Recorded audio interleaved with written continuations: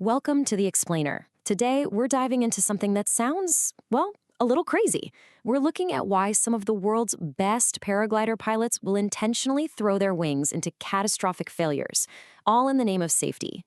Okay, let's just get right to it, because this is the big question, isn't it? Why on earth would you choose to make your paraglider collapse midair? It sounds completely counterintuitive, but for the pros, this is everything. Practicing failure in a controlled way is the absolute key to being safe when things go wrong for real. And this quote just nails the whole philosophy. It's the core paradox of something they call SIV training. You're making this very deliberate trade-off. You take on a little bit of risk right now over a lake with an instructor talking you through it to build the skills that are going to save your neck later on. It's an investment that, as our source says, makes a pilot far richer in both skill and, just as importantly, confidence. But, before we can really get why a wing fails, we've got to take a quick look at how it actually flies in the first place. And the science behind it is just beautiful. It's all about this special shape called an aerofoil. See how it's curved on top and flatter on the bottom? Air has to travel further and faster over the top, which creates low pressure. The slower air underneath has higher pressure, and that difference literally pushes the wing up. The whole game is just keeping this shape pressurized and stable. That's it. That's flight.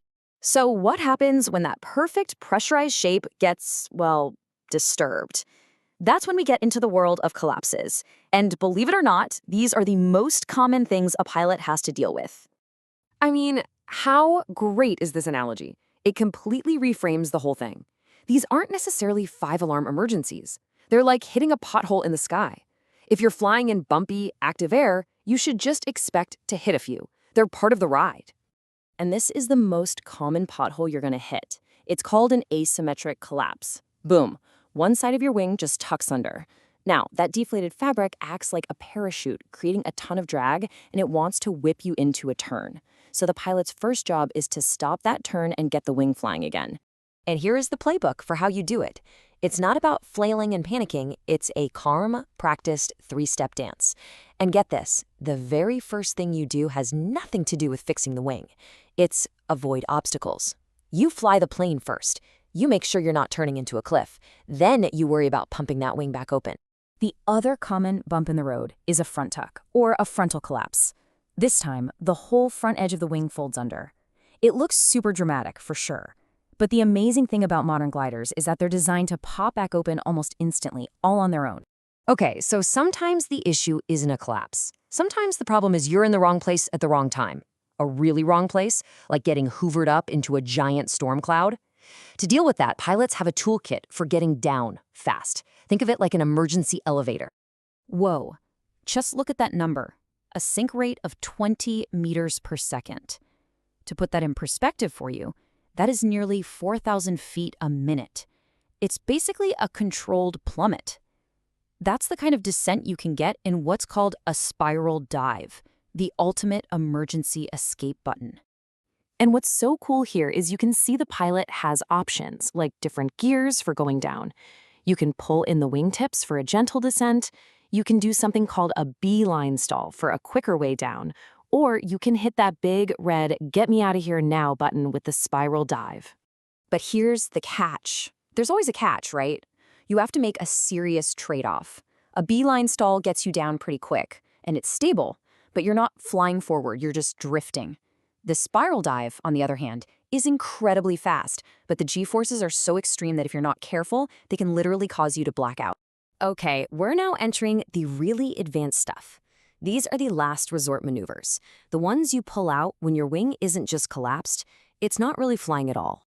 This is a pilot's nightmare. It's called a cravat, and it's when a piece of the wing gets tangled up in its own lines, basically tying itself into a knot. That knot can lock the glider into an unstoppable, accelerating spiral. It's absolutely critical, and it's the reason pilots practice the really scary stuff that's coming next. So a spin is when you basically stall one side of the wing, so it starts flying backwards, while the other side is still flying forward. The whole thing just starts rotating like a top. The fix sounds simple, hands up, but when you're disoriented and spinning, it's not so easy. And if you mess it up, you could easily cause that cravate we were just talking about. And then there's this, The full stall, the brake glass in case of emergency maneuver. You pull both brakes all the way down, and you completely stop the wing from flying. It just thrashes around like a giant jellyfish while you plummet. It sounds terrifying, and it is. But sometimes that violent thrashing is the only thing that can shake a tangled cravat free. It is the ultimate hard reset. So after all of that, the collapses, the spins, the stalls, we have to go back to that very first question. Why would you do this to yourself on purpose? And the answer is actually all about rewiring your brain. Because the entire point is to turn sheer, blind panic into a calm, practiced procedure. You're taking these wild, chaotic, terrifying moments and making them familiar. You're building muscle memory. So when it happens for real, thousands of feet in the air, you don't think, you don't freeze, you just do. Your hands and your body already know the move. And that really brings us to the final thought, doesn't it? This training, it's not about being a daredevil or seeking risk. It's the exact opposite. It's about confronting risk in a safe place, so you don't have to meet it for the very first time when your life is on the line. It's about being ready.